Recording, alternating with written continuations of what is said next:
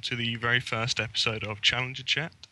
Seeing as it's the first episode, I'm just going to give you a little introduction as to what I'm going to do before we introduce our guest here. Originally, it was going to be a talk show, and I did host a pilot a few weeks ago, but instead I've decided to change it towards more interviewing some of our well-known Challenger players one-on-one instead. So hopefully you guys will get some insight. I might even get some insight on the Challenger scene, which, in my opinion, is pretty criminally underreported. So without further ado, here's my first guest, and I'm sorry if I butcher the name. I'm going to say Alez Freeze, and the last name is Nezinek.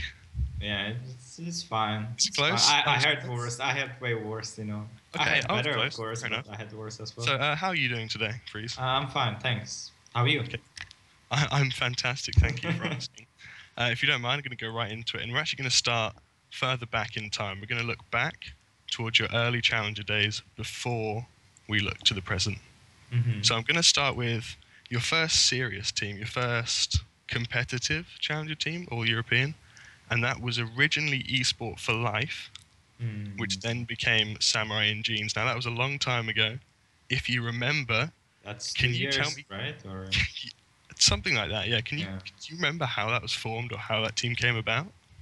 So I wanted to create a team. I think I'm not sure. It's might be wrong, but I think I wanted to create a team and go for the LCS qualification. I asked a few people. I asked Extinct, I think. Yeah. And Extinct back then, he was a sub for some LCS team, so I wasn't even sure if he will say yes for creating the team. But in the end, he said yes. I was creating the team with Cotonex, Yes. who was jungling like the last split for Millennium. And we basically took Extinct, Young Buck, and then Unlimited, if I recall correctly, yeah. And with this lineup, we wanted to be in the LCS. We wanted to qualify.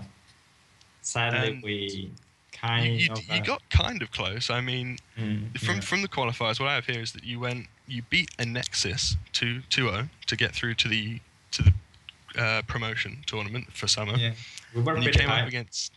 came up against Copenhagen Wolves, and that was their lineup before they changed everything around. I believe Godbro, Svenskeren, Bjergsen, the Tess, and Deficia, and you fell a bit short, 3-1. Yeah, we did. That was a slaughter, to be honest. Like, yes, they were so much better than every other LCS team at that point. You know, like, yeah, I don't think we could have won with our preparation.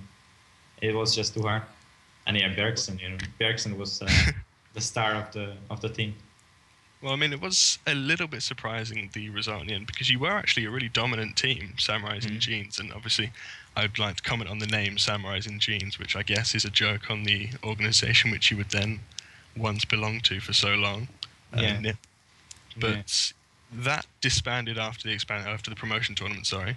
Was that the sole reason that you didn't make the promotion tournament?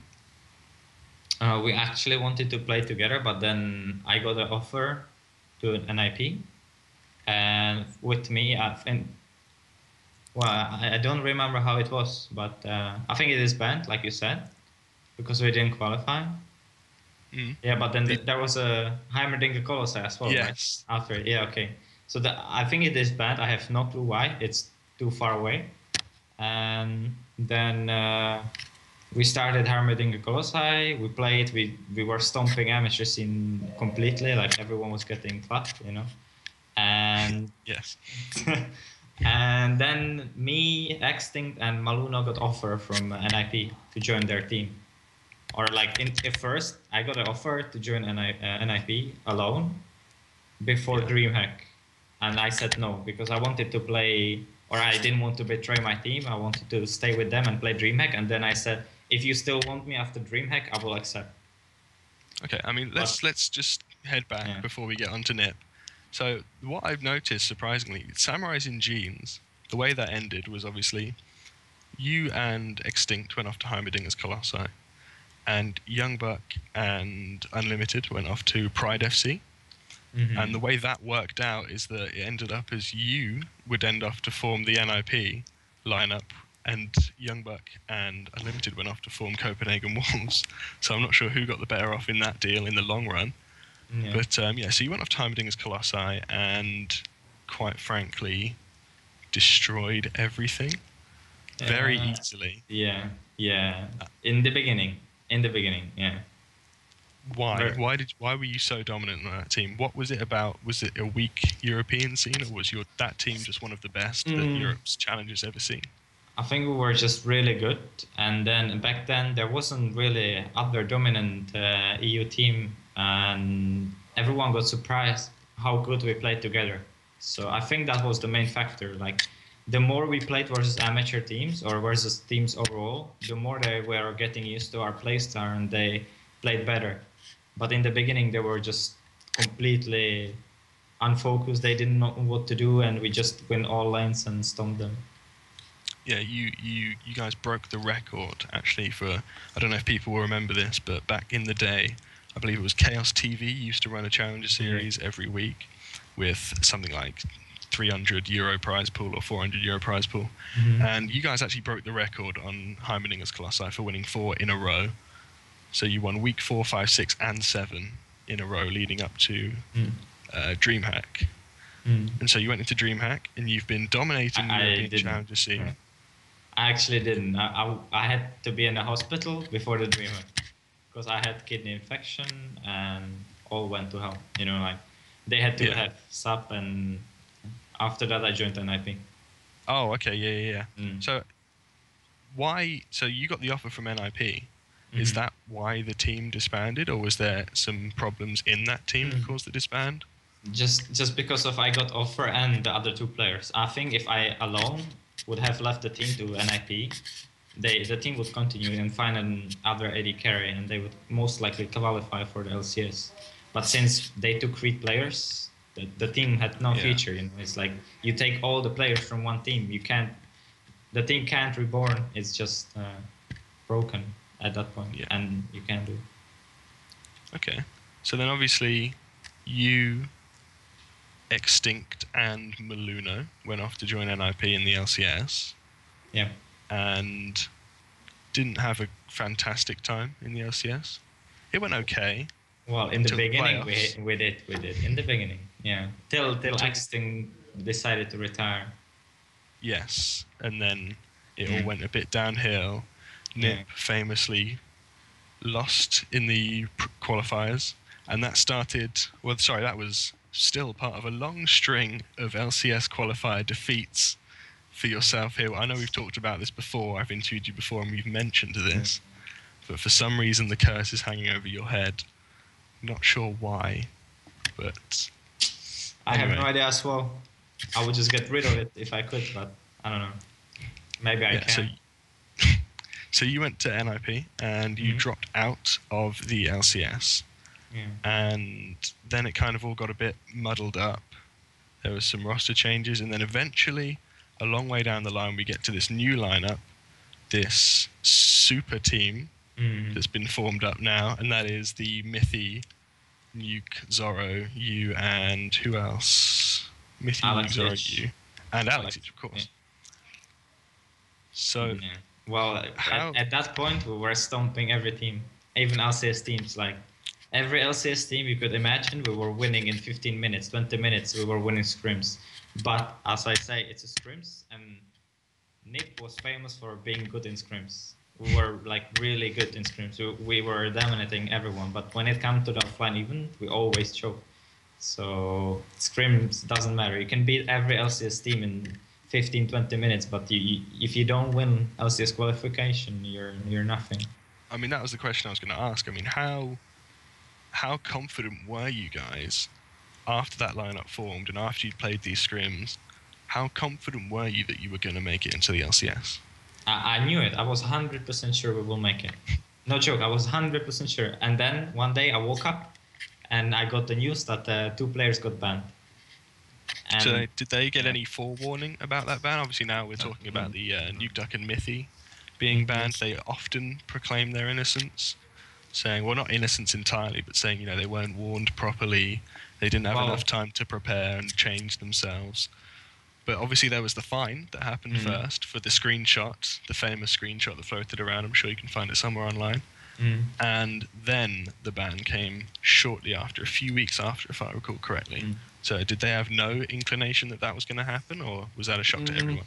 I think they both had no clue it's gonna happen. They didn't even take it as a warning. So I would say it was like bad from Riot that like I can't defend them. They were toxic. Okay, I can't defend them. I can't defend that. I have to agree with Riot on that course, and at least in solo queue. And then they got a fine, and then a few weeks after they got banned, and no one from us knew that the ban will come. No one even knew that if they do anything else, if they are like will flame once in solo queue, they will get permabanned, you know, or not permabanned, but banned for the split. So that might have been a bit of an issue in Riot side, that they didn't warn them properly. They just gave them a fine, and then hey, here's a fine, and do whatever you want. And then they kept like being aggressive in solo queue, and then they get banned for it. So I don't know. Might have been both on both sides mistakes. Maybe only on the players. Don't know. Was this toxicity, obviously the word gets thrown around so much that it doesn't really have any meaning anymore, the word toxic, but was their toxicity exclusive to solo queue? Was there any of it at all in the team rank environment, or were they? No, they were like really friendly in team rank, and I recall I only had one issue. Like once we like argued with Mithy in like 7 months of playing together. So we never had problems, and back then I just think that they had a different mindset. You know, they weren't toxic or kind of toxic. If a player looks at whatever you write, then he will think that it's toxic. But they didn't mean it like that. They were like making jokes of it. I think it was just the era of making jokes of everything. You know, like someone is bad and you just say he's bad, and you make fun of it. That's what they did, you know, and people kept it like or took it aggressively and very flaming, which obviously it is, but they didn't mean it like that. They didn't mean to harm it. They just were making jokes of it. So yeah, but it's toxic anyway, so I can't really judge. Yeah, I mean they got the ban, and that pretty much screwed up the entire team. If we're going to be completely honest, I mean, you went through some trial periods, if I remember rightly. You were going for, you used Exiler at DreamHack. Yeah. Was that right? DreamHack was Power of Evil. Power of Evil? Power of Evil. Yeah, on DreamHack. And then Exile. Exiler was in the playoff. No, right? no. Playoffs were with Alex on mid. Oh. And Kabachart on top lane. But the Exile was, I think, only for a few weeks online. In scrims only, I think. And then online tournaments. About in LCS London. Oh yeah. You had to use Mozilla, had to come in as a sub. Yeah, because of the Gambit or the Russian thingy, and then we had Exile. I think yeah, we did. Yeah. Okay, we got there in the end. It's fine. Yeah, it's too hard to remember. And also, obviously, at the same time as well. So you got rid of Mithy and Nukeduck got banned. Alex each went to top lane for a brief period, and you brought in these mid lane trials, whoever they were, Power of Evil and Exiler. Yeah. You brought in. That was the time you brought in Ku. The Ku was before that, right? Yeah, Ku was at the start. Sorry, I'm getting a bit phoned up on my day. So Ku was at the start. And then you had Alex each, Ku, Nuke, Freeze, Mithy. Yeah, okay. And so when Nuke and Mithy were banned, and you brought in these new players, obviously Alex each eventually ended up going mid with Kabachard top. Mm-hmm. Did you still think you would have a good shot at the LCS? I mean, you were still doing okay. I didn't have 100% we will be in the qualification. I was more of we will at least be at the promotion, you know. I knew that we're not as strong as we used to be, but at least I thought that I'll be or will be in promotion, and then miracle can happen, you know, that we qualify. I didn't really think that we were that strong at that point, because we were losing a lot. It was still not entirely over for you guys going into the playoffs. Obviously, you lost to SK Prime in the final of the Summer Coke League. And then you went into the playoffs. You lost out to them again, I believe. No, H2K. And then you had to play against Unicorns of Love. Yeah. And at the time, Unicorns of Love were getting better, but NIP were still the pretty heavy favourites at the time, at least in most people's eyes, to progress. And you guys lost 3-0 to Unicorns of Love. We got stomped. Like both best of fives, we got stomped so hard on laning phase. Just on a laning phase, you know, like everyone got stomped. Everyone was just dying over the place, and nothing could have been changed. I mean, the thing that's highlighted about that series that some might claim was the problem was the departure of Ku just a few days earlier, I believe. He might have been. Yeah. There was a big thing on social media. There were a lot of shots fired between different players and different people, and Ku was blaming Cabochard, and other people were blaming Ku. So now maybe you can give us some insight here. What was the real problem? Why did Ku leave? Attitude, like the team attitude was so bad. Did he leave or was he kicked? He just left. We were in the studio and he left and said that he's not gonna play, and then he just left. He literally walked out of the studio and said he was not going to play. It wasn't like a wake up in the morning, guys, I have to talk to you, I'm leaving. It was I'm leaving. We had like practice, and at the practice the team was whining for ganks a lot, and he didn't want to gank, and then we lost because of our lines just died over the place, you know. And then there was a team argue, and after the argue, Ku just said that he's not gonna play and that he can't play. And I don't even blame him actually. Like after when I see all this backwards, you know, like there were some heavy problems on both sides, like really bad problems, and like some might blame him that he left before playoffs, and might be angry, but I'm neutral. Is it true, by the way? He said he offered to play in the playoffs. That's what he said. He said on a statement that he offered to play in the playoffs for NIP, and that you guys said no. I'm not sure because I didn't talk to him after, because he wasn't like I couldn't talk to him because he wasn't in the room, or he wasn't near me. So I think he talked only with the coach.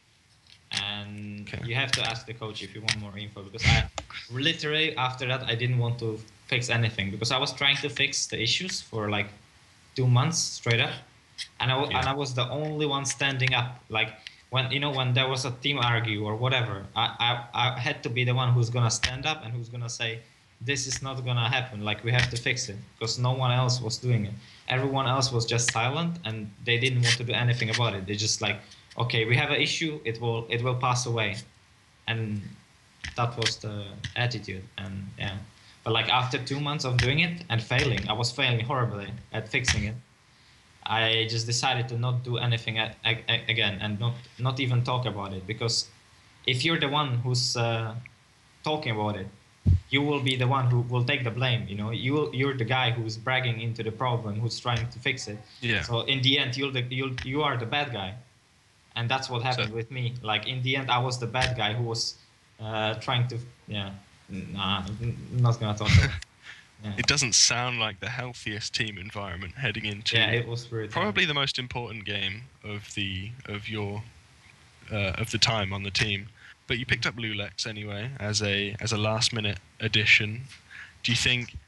Well, you spoke about problems just then. Do you think even with Ku as your starting jungler, you would have made it past? You would have made it into the promotion tournament, or do you think the problems were too far gone at that point? I think the problems were too far gone. Like the motivation wasn't there, and if you're not motivated, or if your team hate each other, then you're not gonna win. Like you might win a few games, but you're not gonna win best of 5 versus the teams that they have a healthy environment. Like Unicorns of Love, for example. Yes, Unicorns of Love, known for their friendliness and such. But so anyway, that happened. You guys lost. I mean, you can't get cursed in the promotion tournament if you don't make the promotion tournament. So I guess you dodged a bullet there. But you decided. Well, the team kind of went through a disband after that. I mean, I guess it was inevitable after the result, but it wasn't. It it was a semi-disband of sorts. You left the team for starts. A few other members left, and that part of your career is well and truly over, I believe. Is that correct? No more NIP. None No of them more anymore. NIP, yeah. No more NIP. Mm. And so moving on to the present day, what do you have any plans that you can share with us now that you're a free agent, or as far as we all know, you're a free agent? I'm still looking into offers. That's what I can say. And then if any offer comes again, like more offers, then I will consider them as well. But right now, I haven't decided yet what I will do.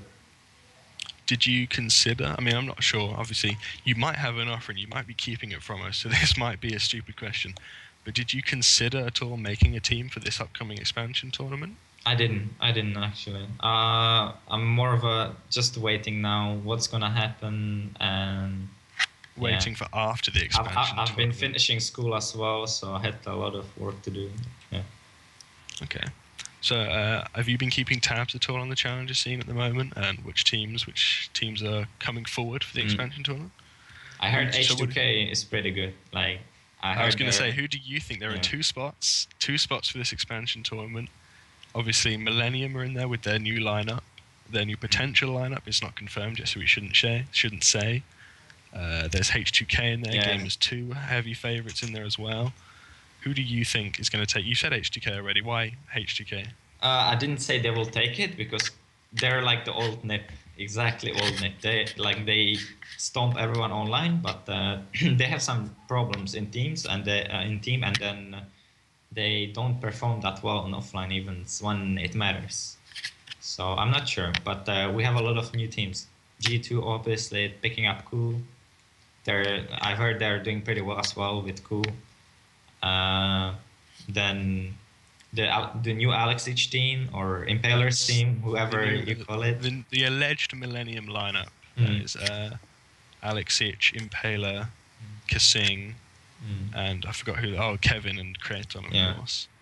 I mean, so what do you think of them? Have you seen them streaming the ladder at all? Yeah, I've been watching how they play, and they're not that bad. They obviously have a lot of work to do, but I think they're heavy contesters for the spot in LCS. Just like look at the names, like they all have experience offline. So I hope there's not gonna be some choking from their side.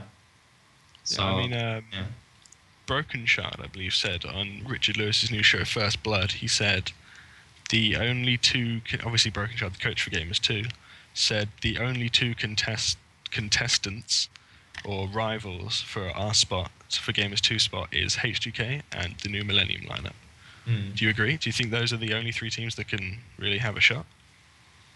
Yeah, I agree actually. Who else? Like Sparta, they're only playing 5v5, they're not scrimming. So, and there's a big difference between scrimming and playing 5v5s. Excuse me. But who else? Yeah, who else? Like Millennium, H2K. Yeah, those two. Like, I haven't seen other teams perform yet to be the competition for Gamers 2. Okay. There's also, sticking on current, let's call them rumours. We'll call them rumours. There's a few rumours going around of some players joining certain teams. Two of the players heavily rumoured. Two of your former teammates. Both them being Amin and Mithy. And they're rumoured to be joining Super Hot Crew. What do you think of that? I think it might have happened. They're like, when I look in the term of skill, I mean, if he wants to play, that guy is just God. Like, if he wants to win, he will win. So that guy is really skilled, but since he's young, he has to have a purpose of playing. Otherwise, he won't perform as well as he can. He won't reach his potential. But right now, he's playing really good in solo queue, at least when I play with him. So would you take Armin over Amazing? Because obviously we know TSM Amazing no longer. He's come back to Europe. Also CLG Dexter, but I'm not sure if he's back in Europe yet. We know That's amazing is. so hard to judge. That's so hard to judge. I don't really know. I don't see. It's more of a like jungler is the core of a team. You know, it has to fit in the team. So it's more of a tryouts for the team, and then whoever fits the best will be there. I mean, I'm not even sure if Amazing's trying out. I actually have no information on that at all, so they might not even have gone for him. The other position, obviously, being Mithy coming in for Kasing. I mean, personally, obviously, I think Mithy is very good, but I'm not sure if there's a massive skill difference in between the two players. What do you think? I haven't played with Kasing yet that much, so I can't really tell, but I can tell that Mithy is really good. As a player alone, Mithy is one of the top 4, top 5 supports. Maybe even better. Top 4, like top 4 supports in EU right now. So he's a heavy contender for getting picked up as a free agent. So that might happen as well for a support group. Okay, I mean, right, so talking about what I like to talk about sometimes is because you have all these teams, right? But you look at the teams and there are sometimes certain players on these teams that are very good. Mm-hmm. And you want to take and pick and choose players from teams that for some reason there never seems to be the perfect team, the perfect challenger team, for instance. So if you had to make your perfect challenger team, who would it be? And we're talking any challenger player, any player that's not in the LCS. Right I have an offer right now. You cannot import either. I have already chosen. You know, I know already. 0-0. Okay, I want some explanations behind these as well. You can't just throw names out there. Nukeduck, Mithy, and me. That sounds like a familiar team. Yeah, that sounds like a familiar team, and that's a super team right there. Like, if Zoro would play enough right now, then Nuke, Mithy, Amin, and me, we would be really good, I think. Like, I just like the guys, and then they're super good individually, and I think we fit to, like, at least when we played with Amin back then, we were fitting each other super perfectly, and there wasn't a single, like, bad game we had, I think, if I recall correctly. So, yeah, those are the names I would create an amateur team. Unfortunately, it looks like, I think 3 now of your desired amateur team is going to be heading into the LCS, of course, Nukeduck. Potentially on this Roccat lineup as well.